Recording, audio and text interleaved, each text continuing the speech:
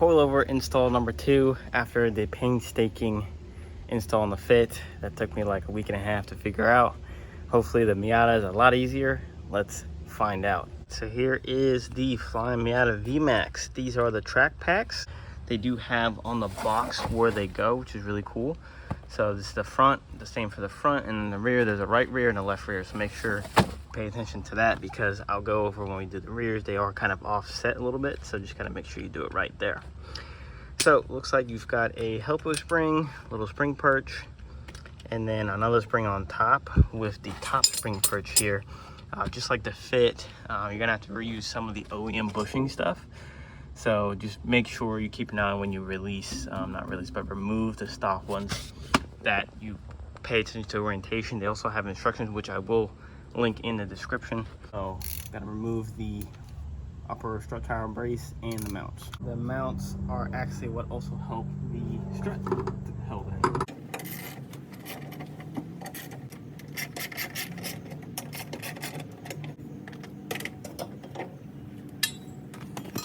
Remove the sway bar end links, or at least the bottom nut holding the sway bar end link to the control arm. Get that off and we should be able to swing it down.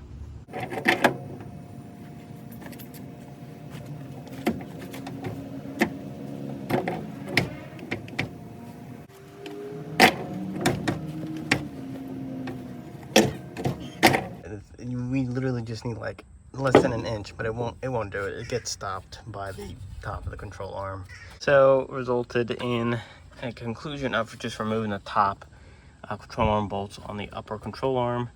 As far as I can tell, that's not an alignment tool or anything, because the bottoms have the little eccentric stuff. So let's get that loose, get that off, and we should be able to swing this thing down.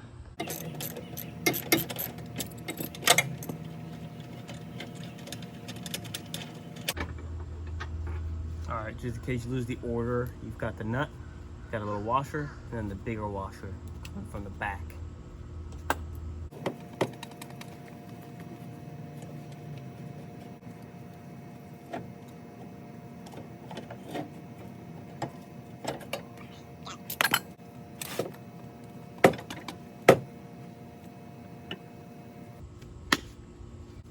All right, got it out.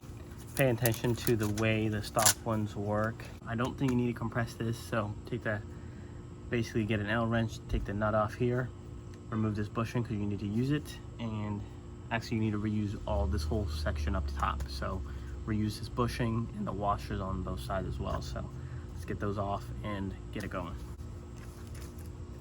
Just be careful when we do this away from your face.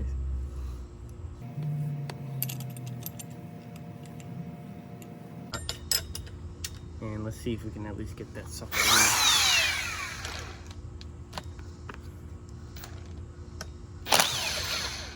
All right, we got the top nut off, no problem, just like that. Then you use the 5mm hex key and the 17 mil, and you should be able to take that off, the other nut off.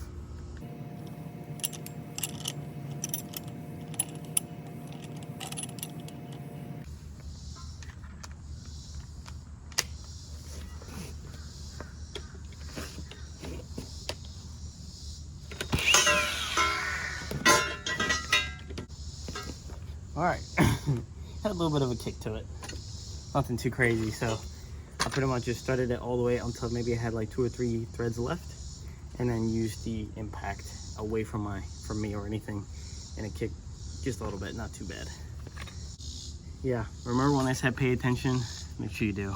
But let me look through some pictures, and we're just gonna go ahead and just get the front together, and that'll be fine. First things first, the instructions tell you to double check, make sure the part numbers are correct for the springs up front.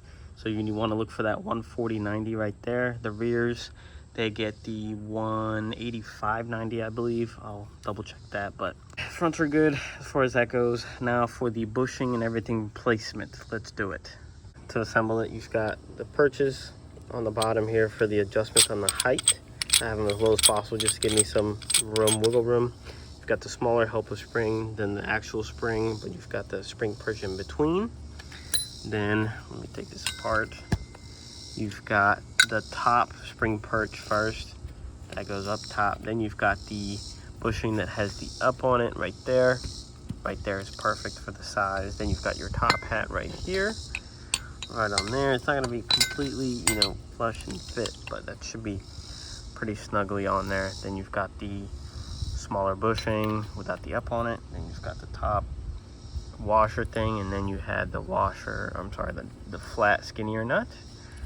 Put that on there. So what they tell me is on the instructions, tighten this tight until it's about 14 millimeters between these two. So the bushing being 14 millimeters between the bottom here and the top, or 9/16 inches. Okay, as a point of reference, what I ended up doing is just threading the thing all the way down.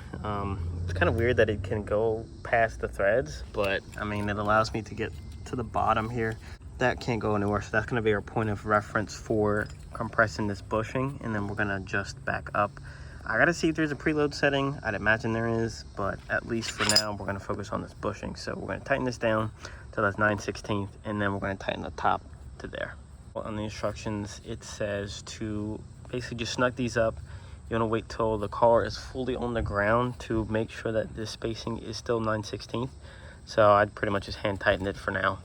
And the more important thing is obviously getting these tightened down properly. That'll hold the shock up top, and then the bottom mount as well. They said to keep it loose till the car is on the ground. So we're going to adjust back up so that it sits right in the cup and slide the coilover back into the car. Kind of strange, but from what I can tell, there's no real way to set a preload, because that, you know, the bottom two are meant to sandwich together to hold in place, and the only real preload seems to just be for this bushing. They say for the front, you want to measure from the center of the bottom shock mount to the bottom of the perch here, right there. It's about 7.5 inches, and for the rear it's 5.5. No, it's 5 inches. So we're gonna measure this to 7.5, and then we'll slide into the car. 7.5 to the center. This is just your baseline. You're definitely gonna have to adjust per car, but this forward baseline, 7.5 front. Okay, sorry, it's a little hard to show, but I went ahead and got the short tire mount on to be able to get those nuts on. Remember, don't tighten this yet until the car's weight is fully down. Went ahead and slid the top control arm bolt in. Should be, I believe, either 85 to 100 pounds, foot-pounds. I'll put that right on the screen here. So make sure you double check that. And then the last thing really to align will be the bolt for the shock here, bottom shock mount. I got the bottom in. Last thing you really got to connect is the sway bar link here. As you can see, that's where it is now, stock ride height versus here. So the best thing to do to adjust this is loosen both sides. So do both sides at the same time. I'm gonna finish the front here, and I'll skip forward to when I do it.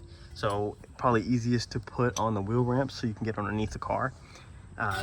Move this collar up and down till you can feel barely any resistance. So move it up, you feel some resistance, then move it down, you feel some resistance, then find the middle ground to where there's barely or little to no resistance, and then tighten it down. So we'll skip forward so you guys can visually see what I'm doing there. Here is the Miata on the ramps. Definitely way too low for me. Yeah, I definitely like a little, maybe at least a finger height between the tire and the fender, at least for practicality for me personally. Definitely more sunken in than I'd like, but it's okay. This is just to get me by till I can afford the nice 9-inch wheels with 225. What I'm gonna do is I'm probably going to raise it 2 inches first. Since everything's kind of mounted, I'm going to use their included spanner wrenches here.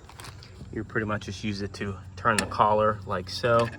And obviously as the collar moves up, that's gonna be raising the ride height. So if you remember, our default was about 7.5 from the bottom of the perch to this bottom shock mount. So since I wanna raise it at least 2 inches to start with, I'm gonna make sure that distance is actually gonna be 9.5. Just showing you guys how I'm measuring it. So I've got the tape measure going through as close to the shock body as possible all the way up, and at the bottom we're looking at about 8.5, just about. Yeah, it's a little hard to tell, but yeah, 8.5. You got to go a little bit crooked because the strut is not straight up and down.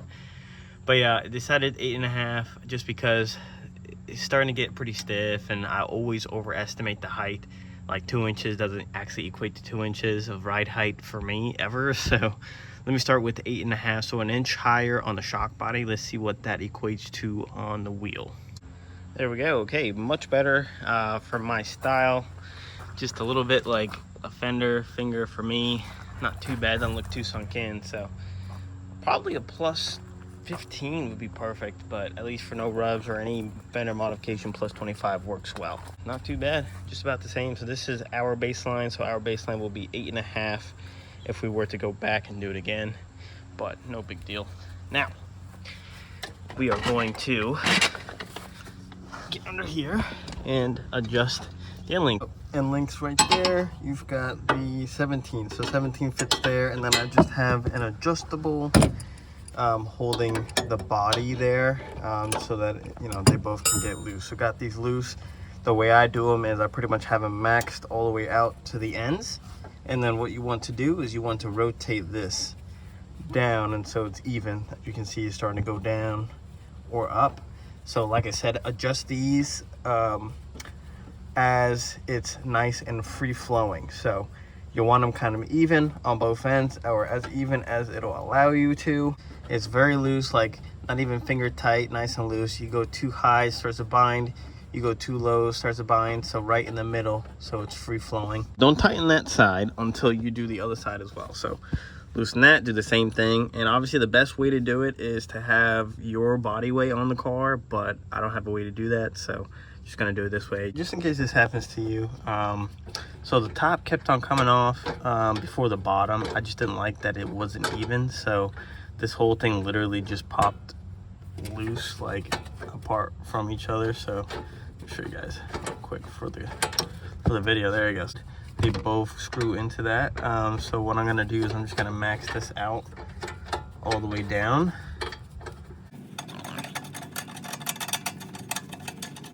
Okay, that's maxed down, and then let me max this out all the way in as well. All right, got it in. Now we're going to try and leave these kind of static. So don't move these, just move the shock body. You should have just about the same amount of threads in there. And so we may do the same to the other side. I'll figure it out. It's not as off, but we'll see. It's also not like perfect, but as long as you have enough threads, you should be fine. You can see it's nice and loose, you know, nice and loose. It's literally as even as possible on both sides. There we go. So nice and hand or finger, not even finger tight. Check the other side as well.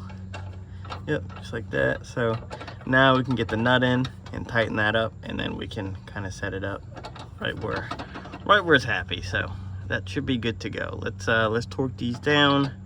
I'll have the torque spec right here, and then should be good to go.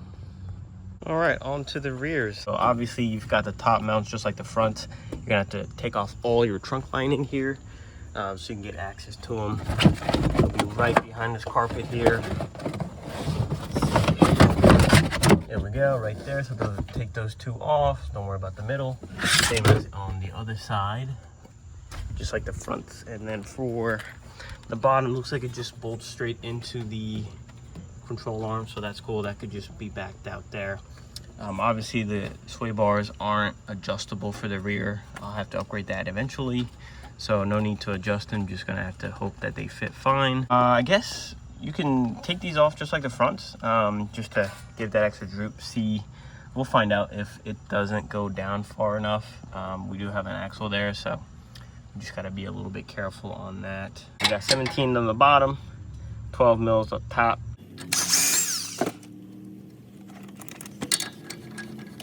All right, L-wrench and the 14 wrench right here. I'm gonna need 2 hands. Let's get that off.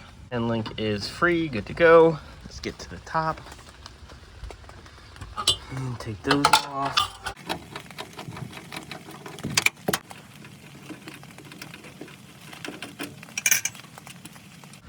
Yeah, so what we'll do is we will remove this. Just be careful with the axle. Probably a good idea to have the jack underneath, just like the fronts. We're gonna take this off. All right, it was just a nice little 14. and I just used the impact on the 14 socket and then the 14 wrench on the back here. Okay, remove the bolt. We have the jack holding it in place, and now we can gently lower it. Okay, let's see how low it goes. There we go, starting to go down. Just keep an eye on your axle, make sure everything's good. Yeah, just have to pop down a little bit more just to get this part off. But here is the stock assembly. Just like the fronts, it should be about the same. This is the rear. This should be the right rear. Double check your springs just to make sure. The rears I thought were 180, but these are actually 170 to 60 per instructions. That is correct, so we're still good there. Just like the front, we've got two different springs with the perch in the middle. You've got the bottom little washer here. You've got the two nuts. So just be careful when you decompress the rears, just like the front. Take these off, and we're going to be using the stock bushings. Let's get them out. For those of you that, just like me, don't have a spring compressor and I'm really not trying to buy one, I have the top knot off, and I'm going to just go ahead and YOLO it. It shouldn't be too bad. Just gonna step on this side and going to just carefully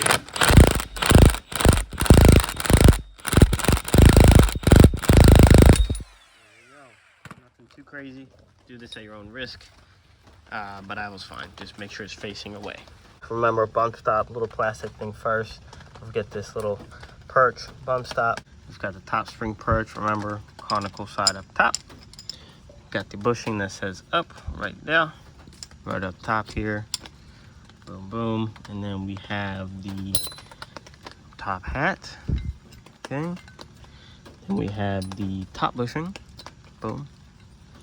And then we have the top washer thingy. It's a little sandwich. And then you've got the skinnier lock nut. Cool.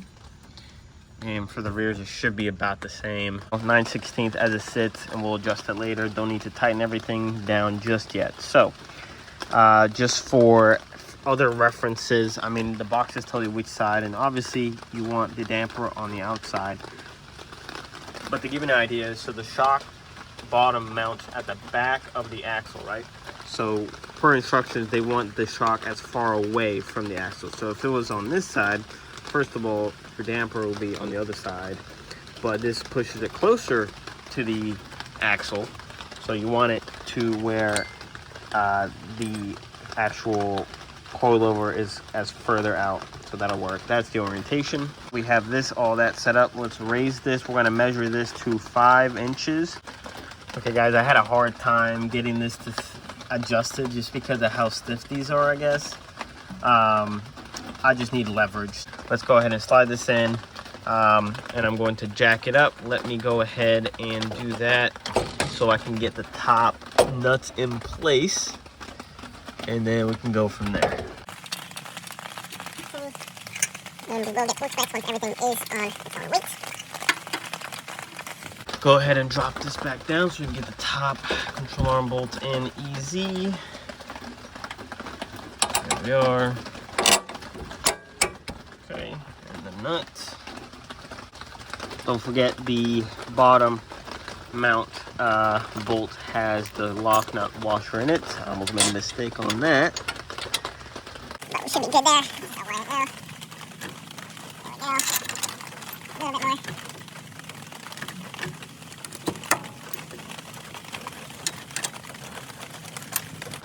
Okay guys, it was definitely a little tricky to get this set up. So I stopped at 4.5. Like I said earlier, it looks good. I'm just gonna go ahead and torque everything down. I just don't have enough space to get the car's weight on and then torque it. So just torque it down. You got 70 on the bottom for the front and rear, and then you've got about 30 foot-pounds on the top. And then, yeah, that's pretty much it. Don't forget this here. That'll be 60 foot-pounds. The sway bar end links are, I think, about 30 as well, but I just ugga-dugga because there's no way I have the right tool for it. So put the bottom collar, use a flat head here to get it as tight as possible. So smack that on the floor. Just kidding. Smack the screwdriver so that it's pretty much hitting the inner edge here, so that it's nice and tight as possible. So go ahead and get that going, and then use your paint marker to mark. I have a little yellow paint marker to mark, make sure I can visually check everything later, make sure everything's tight. But as everything breaks in, it's definitely probably gonna move, so just double check in like a couple 100 miles. Okay guys, got everything all marked up, pretty good. Little yellow paint marker, torqued everything down. So last thing you wanna do is set your dampening. Obviously this is just their baseline, but they said to have it full stiff, so all the way to the right, and then for the rear, you count backwards 4 clicks. 1, 2, 3, 4 clicks. And then for the fronts, we'll be doing that too. It'll be full stiff and then 2 back. So 4 for the rear, from full stiff, subtract 4. For the front, from full stiff, subtract 2. Got the fronts all marked up too. Got the marks, and the bottom marks. So as you saw on the rears, same as the front. So you've got full stiff to the right. 1, 2, should be just enough dampening for per Flyin Miata, you know, specs. So that should be literally it. So I'm gonna button up the other side, and finally we'll see the car on the ground. Here she is on the ground in the flesh. So car is really dirty because I worked on it mostly in the rain yesterday. It was dope. But yeah, so definitely slick, not too bad. I mean, obviously the wheels I like also a little bit better, but that's no big deal. These were literally free. I think I may have gotten a spot on, maybe a little bit lower in the back by like ½ an inch, if that. But I'm gonna wait until the full suspension settles. I think they said at least a couple 100 miles, so going to wait until that settles, then get that alignment. I did do some twisties, and I enjoyed the wave handle a lot better than stock, obviously, but I will say it still has a little bit of body roll for me, which is surprising because this is obviously a track pack. But it's funny because I'm actually going to the tail on Wednesday. Today's a Monday, so it's gonna be definitely a good test for that. I really wish I did sway bars, but I just didn't have enough for that. That's another $200 or $300, so it would have been about $1,300-1,400 for the full set. I was like, nah, I can get that later. Definitely got to get used to the lowness. As long as you guys torque everything to spec and double check, in a couple 100 miles should be good to go. So thanks for watching, and let's see what we do next.